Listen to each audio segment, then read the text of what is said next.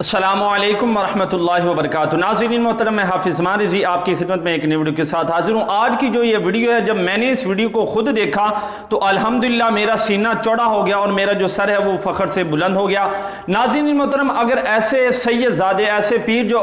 میدان عمل میں آ جائیں تو یقیناً وہ وقت دور نہیں کہ چند دنوں میں ہی پاکستان کے اندر نظام مصطفیٰ قائم ہو جائے گا۔ ناظرین محترم، میں آپ کو بتاتا چلا جاؤں کہ پیر سید واجد الرحمن بغدادی صاحب، انہوں نے پی ٹی آئی کے ایم این اے ریاض کے منہ پر ایک ایسا زوردار تماچا مارا کہ اس کی نسلیں بھی یاد کریں گی کہ میرے ساتھ ایک سید زادے کا پالا پڑا تھا۔ ناظرین محترم، پیر صاحب کو ایک محفل کے اندر بلایا گیا اور پیر صاحب کو یہ نہیں پتا تھا کہ یہاں پر پی ٹی آئی کا ایم این اے بیٹھا ہوا ہے،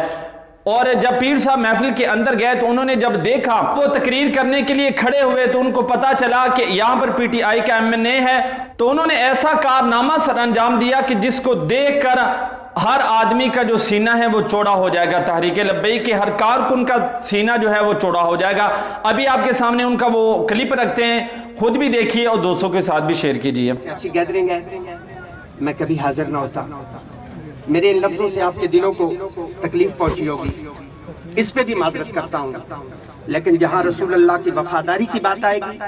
جہاں رسول اللہ کی غلامی کی بات آئے گی، سب سے پہلے نبی کی ذات، سبحان اللہ، سب سے پہلے رسول اللہ کی ذات، بے شک اس پر کوئی کمپرومائز نہیں، کوئی اس پر رعایت نہیں۔ میں اس پر احتجاج ریکارڈ کرواتا ہوں، چونکہ ہمارے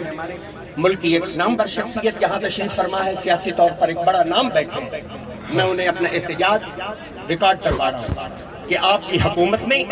ظلم کیا ہے، ناانصافی کی ہے، تحریک لبیک یا رسول اللہ پر پابندی لگا کر انہوں نے غلط فیصلہ کیا، یہ ناانصافی ہے۔ رائٹ ہے ہر کسی کا کہ وہ میدان میں آئیں اور آپ کے ساتھ مقابلہ کریں اور جس کو عوام پسند کریں وہ منتخب ہوں۔ بہرحال یہ ایک علیحدہ میٹر ہے۔ میں احتجاجاً معذرت کے ساتھ احتجاجاً اس محفل کو چھوڑ کر جا رہا ہوں، مجھے پتہ ہوتا میں اس محفل میں کبھی نہ آتا، میں اپنے بھائیوں سے معذرت کرتا ہوں، مجھے دکھ ہوا میں اس احتجاج پر کہ میں کسی ایسی شخصیت کے ساتھ نہیں بیٹھنا چاہوں گا جو اس حکومت کا حصہ ہو جنہوں نے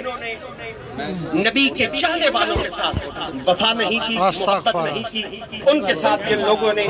یہ فعل کیا۔ میں احتجاجاً اس محفل کو چھوڑ کر جا رہا ہوں اور معذرت کرتا ہوں اپنے دوستوں سے، اگر میرے اس ایکٹ سے آپ کو تکلیف ہوئی تو میں معذرت خواہ ہوں۔ صلی اللہ تعالی علی یا رسول اللہ محمد وعلی آلہ وصحبہ۔